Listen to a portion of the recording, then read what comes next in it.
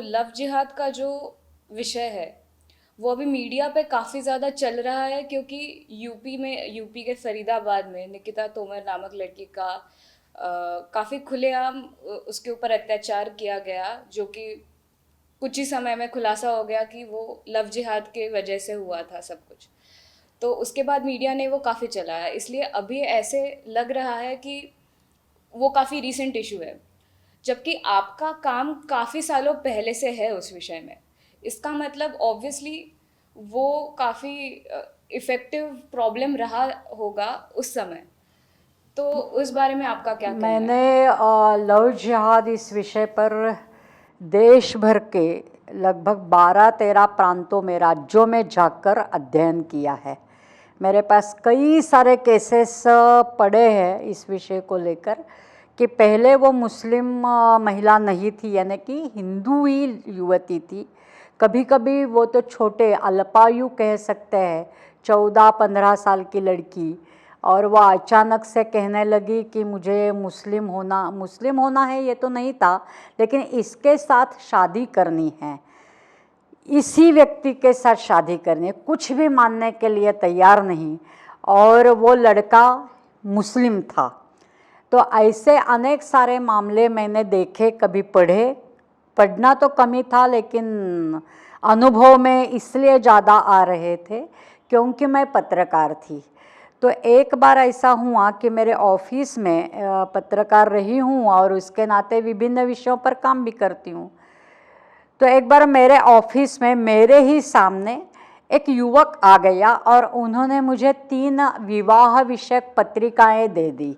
विवाह की पत्रिका थी, तो पत्रिका तो विवाह थी, लेकिन 3 पत्रिका एक साथ लेकर वो आया था। और मैंने कहा वो भी पत्रकार है, तो मैंने कहा क्या रे, एक साथ 3-3 शादियाँ, कि आप निमंत्रण देने के लिए आए हो? तो उन्होंने कहा कि ये निमंत्रण नहीं है, आप ज़रा देख लो। तो मैंने देखा, जब देखा वो कार्ड को देखा, तब उसमें मेरे ध्यान में ये बात आ गई कि लड़की हिंदू है और लड़का मुसलमान है। तो मैं थोड़ा सा दंग रह गई कि ये तीनों, और लगभग एक ही दिन में उनकी शादियाँ होने वाली थी। तो एक ही दिन में शादी है, तीनों लड़कियां हिंदू है, तीनों लड़के मुस्लिम है, यानी ये सामान्य चीज़ नहीं है। तो फिर वो शादी जहाँ कहीं हो रही थी वहाँ पहुँचने का, मैंने पुणे में ही वो जगह है, वहाँ पहुँचने का प्रयास किया और वो सच निकला। तो फिर अन्य वहाँ के युवकों के साथ, मेरे साथ जो गुट था, तो हमने प्रयास किया कि ये सब क्या विषय है, कौन सा मामला है। तो धीरे धीरे ये बात समझ में आ गई कि युवकों को बताया गया था कि आप इनके साथ शादी कर लो, उनके कारण होने वाले बच्चे वगैरह जो भी कुछ है उनका सब हम देख लेंगे। हम मतलब वो जिस किसी संप्रदाय, मुस्लिमों से भी अनेक सारे गट रहते हैं, उसमें से एक ने उनके जिम्मेदारी लेने का आश्वासन उन युवकों को दे दिया था और उस प्रकार की वो शादी हुई थी। तो फिर वहाँ उपस्थित होने के बाद हमारा ही देखने का दृष्टिकोण एक अलग सा बन गया कि जितने हम सीधा साधा विषय समझते हैं उतना वो है नहीं।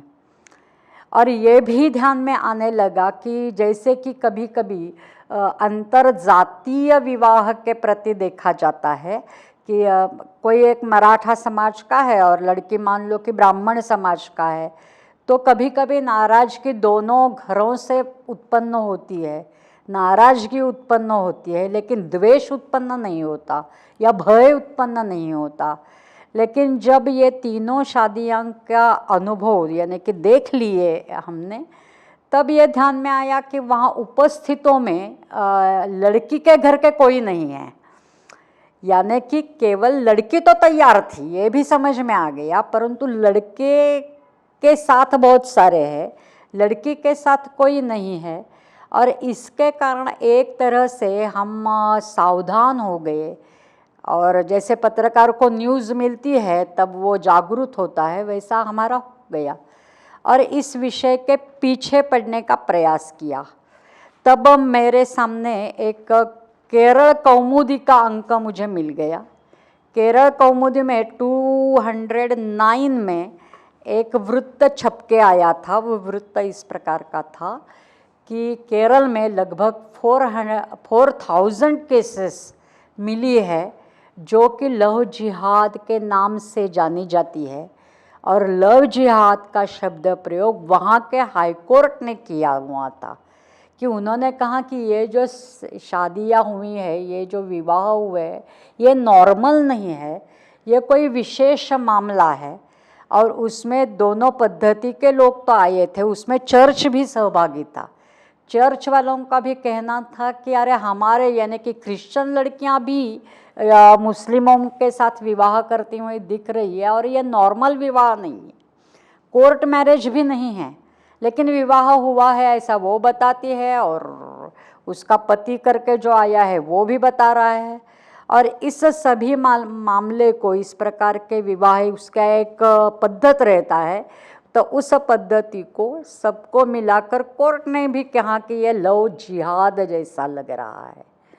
तो वहाँ से ये सब अंक मिलने का बाद फिर हमने अध्ययन करना आरंभ कर लिया। तो पुणे में भी बहुत सारी केसेस मिल गई। फिर अपने आप धीरे धीरे ये विषय, जैसे अगर मुझे अभ्यास करना है तो जैसे मैं ग्रंथालय में जाती हूँ कहीं, तो वैसे ही मुझे अभ्यास करना है तो मैं अन्य अन्य जगह से जानकारी लेने का जब प्रयास करती हूँ तो मुझे जानकारी मिलती रही कि अरे इस प्रांत में है, तो वहाँ के लोगों को जाकर मैं मिली। और कई सारे लड़कियों के साथ मैंने इंटरव्यूज़ किए, और फिर ये ध्यान में आया कि केवल ये पुणे तक सीमित या केरल तक सीमित विषय नहीं है, तो विषय देशव्यापी है। और दूसरा भी ध्यान में आ गया कि इसका भी एक टेक्निक बनाया हुआ है, आरंभ कैसे करना, आरंभ से लेकर उस लड़की के साथ विवाह करने तक एक विशिष्ट पद्धति बनी है, और वो संपूर्ण देश में एक जैसी है। जब एक जैसे विषय बन जाता है तो उसको कुछ एक नामकरण होना स्वाभाविक है, और वो लव जिहाद है।